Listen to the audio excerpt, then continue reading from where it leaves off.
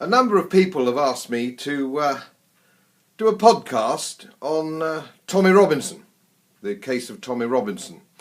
Now, I've done a lot of podcasts in the last 6 months on the principles of English law, which I regard as being extremely important, which are being circumnavigated almost on a weekly basis.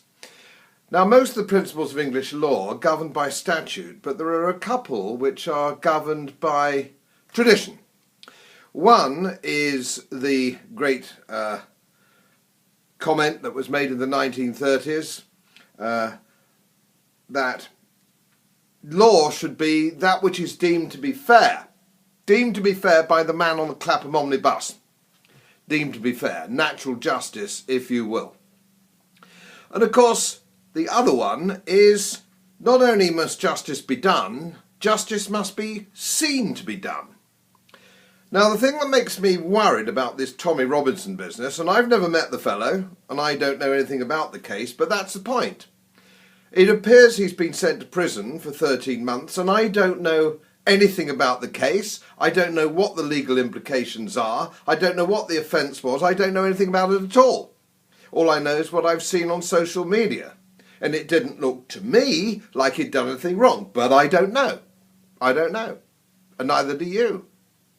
So what I'm suggesting is, what is really, really wrong is the judge actually closing down any press comment on this.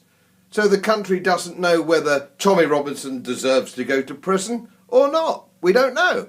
How can we make our own judgment on whether justice has been seen to be done, or whether natural justice has been done?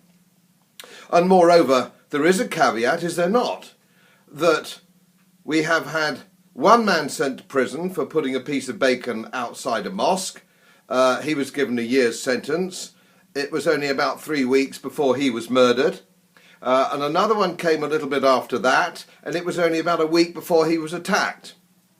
Now, what bothers me is, I think we all know, and a lot of my friends in both the police and the prison service tell me that there are some prisons which are run by the inmates, a significant number of whom are natural enemies of Tommy Robinson, whether indeed he is safe or not.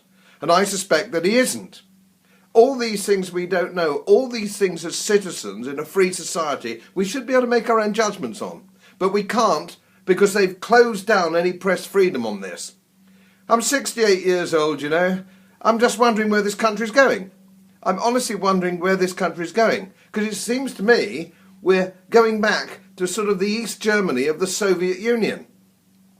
No freedom of speech, no freedom at all for the ordinary citizen to express his views. Whether they be right, wrong or indifferent, it doesn't matter. That's the whole point of free speech, that we can say what we like when we like, as long as we're not actually hurting anybody else, in the spirit of John Stuart Mill, for example.